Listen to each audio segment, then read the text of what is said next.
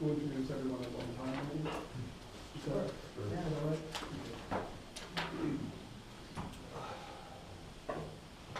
Okay. And we're waiting for Bill. Bill Holstein, is that Bill's it? coming. Yeah, Bill Holstein.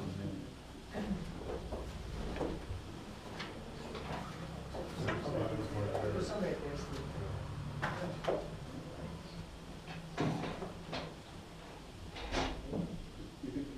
Those are nice, yeah, we can switch.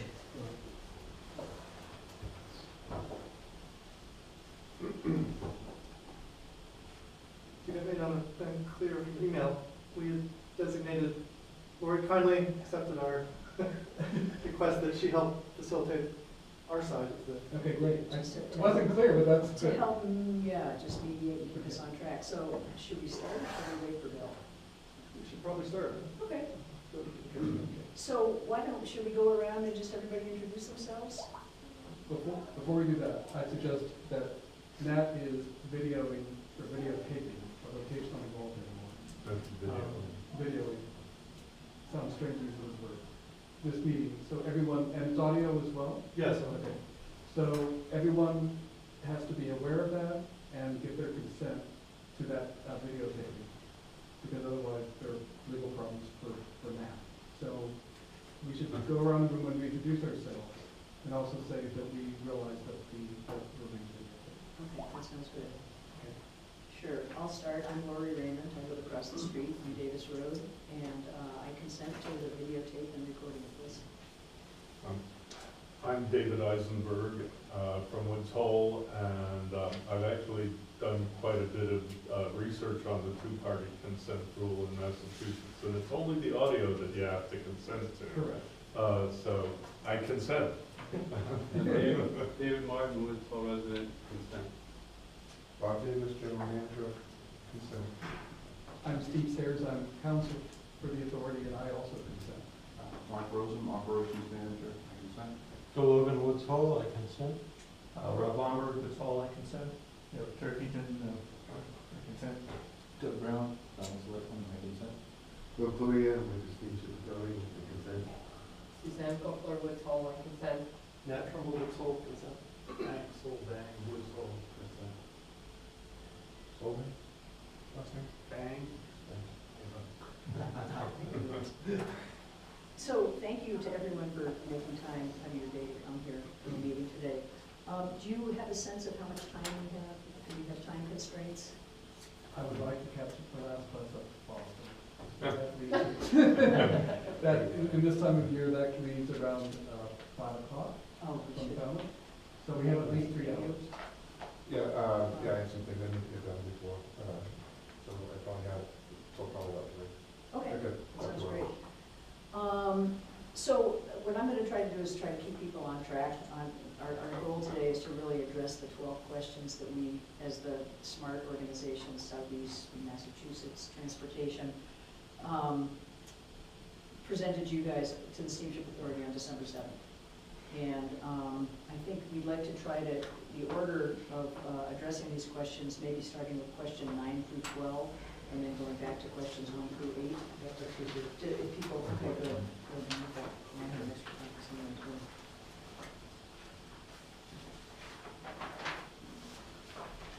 We can try that, yeah. I mean, Is that, that's fine. I was thinking we might do it chronologically where the project was. And then, but these are that are more specific to the project as opposed to, I think what you mean is that it'll be on a preliminary basis for us. I am. So, Does everyone have a copy of the letter? any other questions?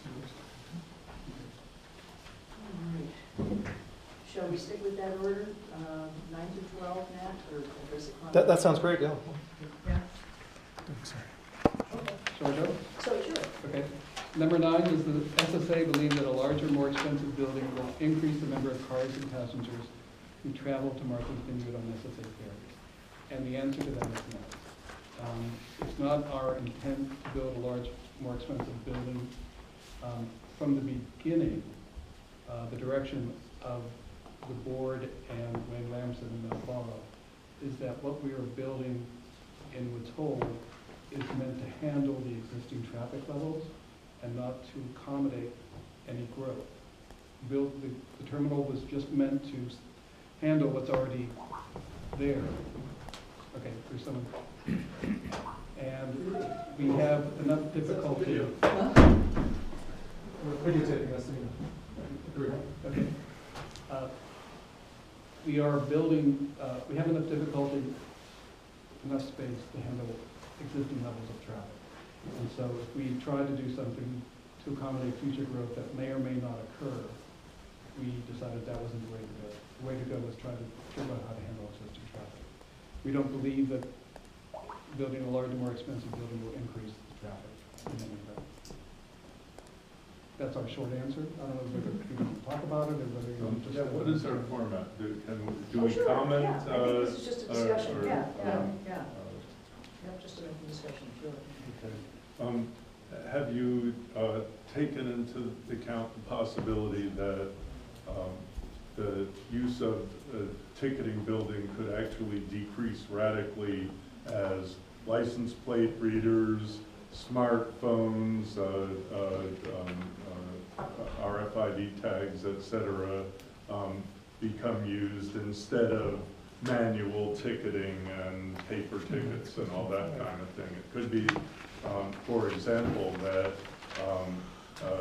the whole process becomes automated and there's a license plate reader at the top of the hill and it goes, you into the parking lot, you on the boat, you gotta go talk to the ticketing agent, but a very small proportion of people might ever need to go into a building and talk to a human being. I mean, that's one potential future scenario, right? It's a potential future scenario. We do have that, I think that's covered in other questions that you've asked for technology, but a lot of the space of the, if you're just talking, are you talking about the entire site or just the building? I'm talking about the sizing of, the possibility that the sizing of that the building may be too big for the future ticketing needs. Right. We'd hope to get into that discussion about what the uses of the building are, what the program elements are. I think for ticketing, we have 5 ticket seller customer service agent positions. That's all we have for the ticketing part of those buildings. And I've brought charts that we can go through that and see that. We've compared that with our other terminals, which are there now.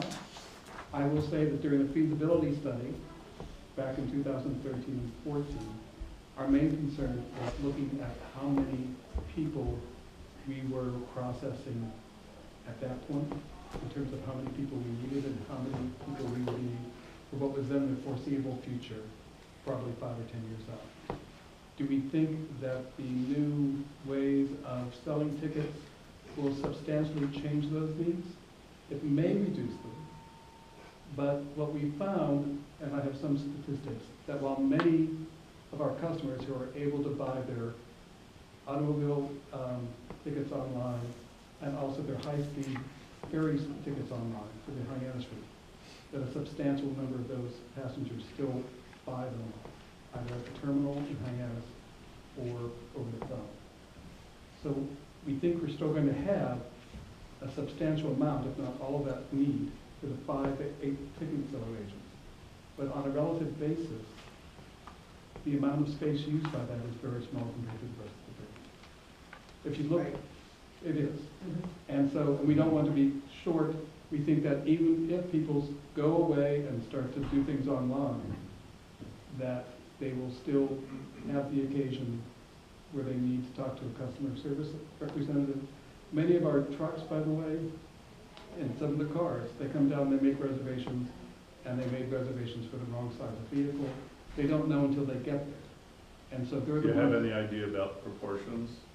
I don't have any idea. How many people, what proportion of people buy their tickets online? Well, actually, for those, no one at that terminal. But I have, Well, there's two things, Steve. There's vehicles and passengers. We Yeah. need to separate. Well, okay, yeah, So- well, I'm interested Yeah. in those numbers. this is what, we we have these reports out, and I hope that there's enough we can share, Mark and I can share. Steve, can I tackle the vehicles real quickly? Doing that? Sure. So what happens for a vehicle, whether you make it on the phone or online, is that if you have a pre-advanced reservation, you come into the check-in booth, and as long as your vehicle reservation is correct, meaning it's paid for and sized right, you don't even have to go inside the terminal. We already do that. So whether you're using an LPR, license plate recognition or not, the LPR will help cut down the line as far as the throughput, and environmentally, we cut the amount of idling potentially. And we can put that in, but you need a place to put it safely that's not going to be hit by other vehicles and obstruct traffic. So that LPR is not going to dictate how many people are coming in and out of the terminal. It's going to improve the efficiency at the booths. Okay. So the technology will, for the vehicles, right now is we used to mail the tickets out, and any problems with the ticket, they'd have to go inside. We've eliminated that part where they can do all these changes online to their vehicle reservation. They come in, I say, Mark Rosem, reservation at 1:15, and pull their manifest, print the ticket. You don't even have to go inside the terminal at all. So But you we've do already- have to talk to somebody. Yes, but we also have to know, make sure that the vehicle information is correct. Sure. If there's any security screening, so you still have to talk to someone. We have to put you in the right row to make sure that you're getting on the right boat, we know where you're going. Because even after we do tell people, sometimes they go in the wrong row, and all of a sudden, instead of Vineyard Haven, they go to Oak Bluffs. And then some people aren't sure what first time they're coming here, where do I go?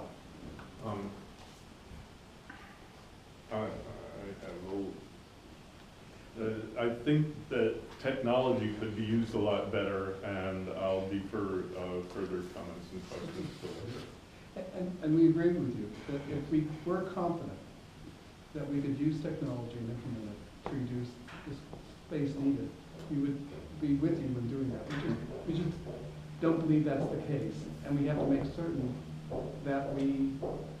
When I get on an airplane, I put my smartphone on the boarding pass reader and it goes green. Or occasionally, once or twice it's gone red, and then I can't get on the airplane. But I go poop and go on the And airplane. the airplane seat is the airplane seat. Yeah. The space on the vessel for a vehicle is a totally different thing. How they're staged, how they're loaded, the balance of the vessel, the trim of the vessel, and things like that. So there's a whole, it's a whole different series of, And things you that's can't supposed to- automate it. Well, we're looking to see what we can do to automate it, but So for a high-speed ferry, which is passenger only, we do book tickets online for passengers, and we do have a smartphone application, and they don't, some of those customers, whether it's a printed confirmation or on their phone, do not go into the terminal at all. They go right on the boat. So we already have that on the Nantucket run, where we have the reservation for the high speed, and they book it and all that. We've gone from visual inspection to barcodes, and we're looking at a new technology called NFC, which to my knowledge, I think there's only 2 places in the United, yes, in the United States that have rolled it out so far, for a mass trial. One was the Oakland A's, the other one was the Los Angeles Football Club, just recently, and they just rolled another one out in Munich, Germany. So we're looking at rolling that out. Hopefully this year, we have test tickets that are working. We do use RFID technology for our commuters and the cards, so we do use that already. So we have a lot of these things in place. We have infrastructure to scan tickets, both barcode and NFC technology. So we have the infrastructure there. Now it's the means of doing the delivery. A barcode scan is significantly slower than a contactless solution, whether it's NFC or RFID.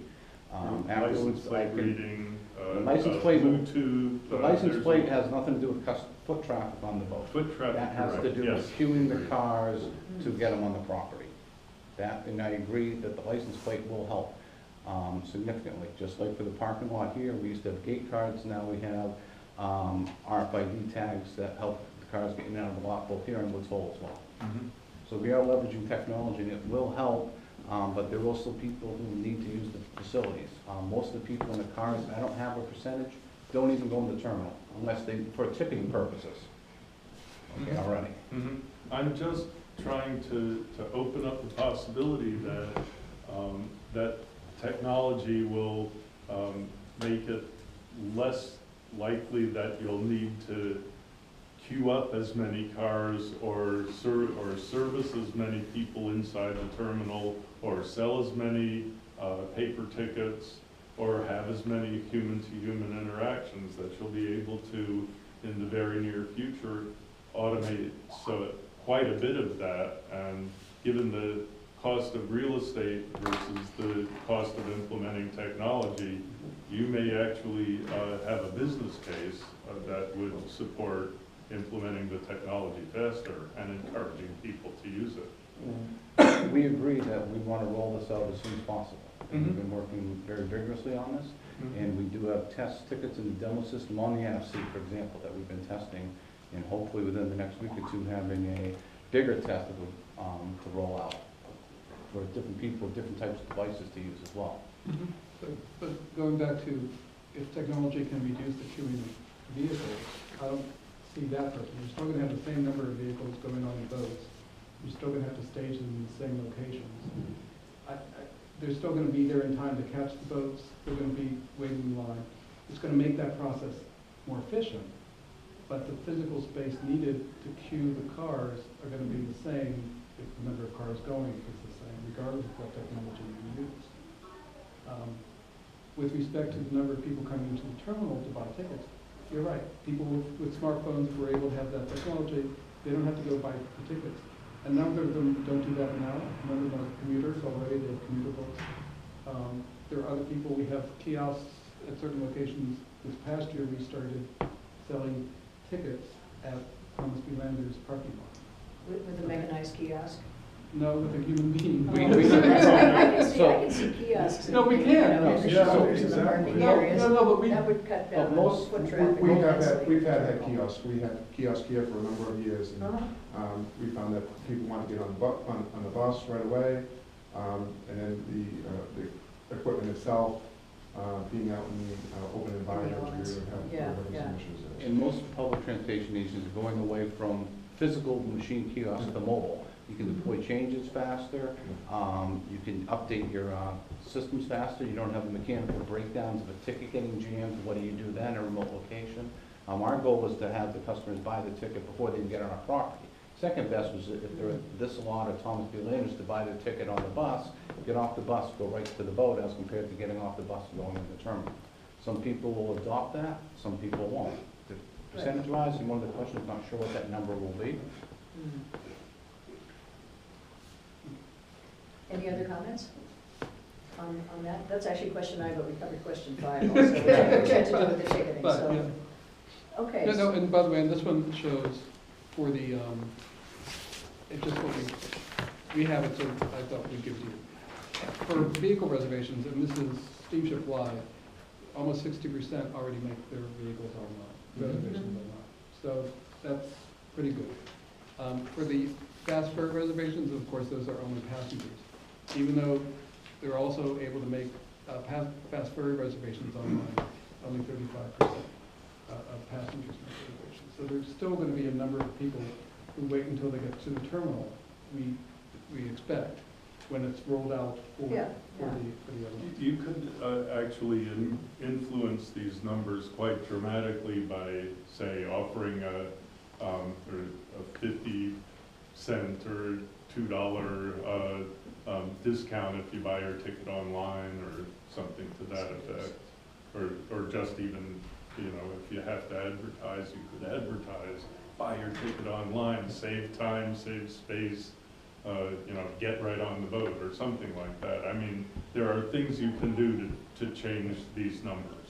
We've tried everything but giving people a discount. Okay. We've advertised and say, you know, just buy online, what's it called, something in sale, Show and sale. show and sale. We've done some advertising. That's what part of our advertising budget, I know that's another hot topic, goes towards is trying to get people to do that type of stuff. Okay. Yeah, that's probably going to improve every year, I would think. Yeah. Maybe you should just increase the ones who don't do it. No, it's better That's to give a another- discount, yeah, we'd rather give a fair decrease than a fair increase. Yeah, you'd rather, but. We'd rather do that, but, You can call it frugal. all right.